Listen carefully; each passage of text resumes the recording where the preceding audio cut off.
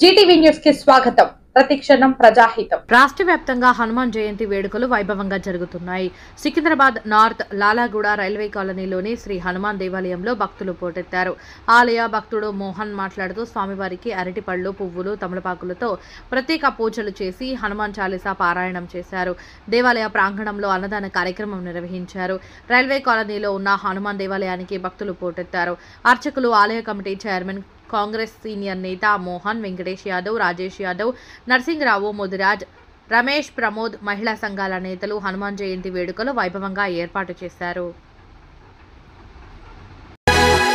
నమో ఆంజనేయం, నమో దివ్యకాయం, నమో వాయుపుత్రం, నమో సూర్యమిత్రం, నమో నిఖిల రక్షాకరం రుద్రరూపం, నమో మారుతిం రామదూతం నమామి. 38 నుంచి కొంచెం ఆంజనేయ స్వామి దయ, రాముని దయ, అమ్మవారి దయతోటి ఇంత ఇవాళ ఇంత అయింది. గతంలో మేము బీజేపీ వాళ్ళను కిషన్ రెడ్డి గారి దగ్గర పోయినాం, ఆయన ఏం కాదన్నాడు. దత్తాత్రేయ దగ్గర పోయినాం, ఏం కాదన్నాడు. అంజన్ కుమార్ లెటర్ మీద మేము ఢిల్లీకి పోయి అక్కడ కూర్చొని అయ్యా మాకు న్యాయం చేయండి అని చెప్పి అడిగినాం. రైల్వేలు వచ్చారు, ల్యాండ్ సర్వే చేసి దాంతో చూసి గుడి 50 ఏళ్ళ గుడి అని చెప్పారు.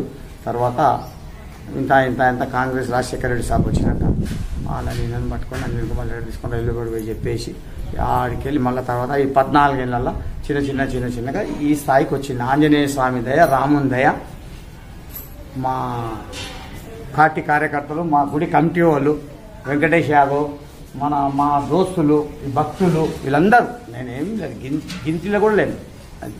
ఇంకా ఏంటంటే రాబోయే దినాలల్లా భారీ ఎత్తున చేసేటున్నది హనుమాన్ జయంతి.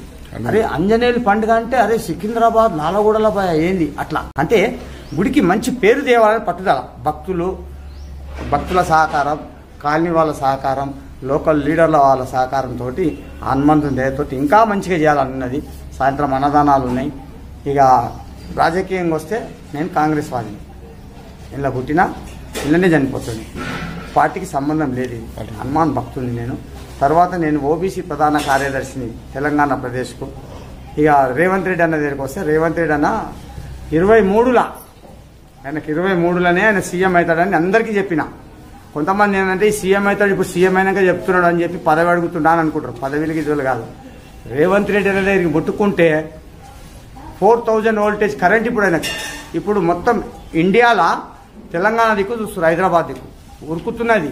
ఆయన వచ్చి ఫస్ట్ సారి జీతినాక జంబి చెట్టు పెట్టమన్నా. నాగేందర్ వచ్చిండు, ఆయన రాలేదు.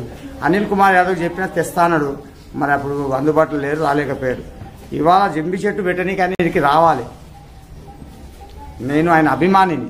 రాజశేఖర్ రెడ్డి చచ్చిపోయినాక ఈయన అభిమానిని. ఆయన నాకు ఆయన ఏమి ఇవ్వకుండా పర్లేదు, ఫ్యామిలీ ఆయన బాగుండాలి, కాంగ్రెస్కి భవిష్యత్తు ఉండాలి. రాబోయే దినాల్లో కాంగ్రెసే దినం.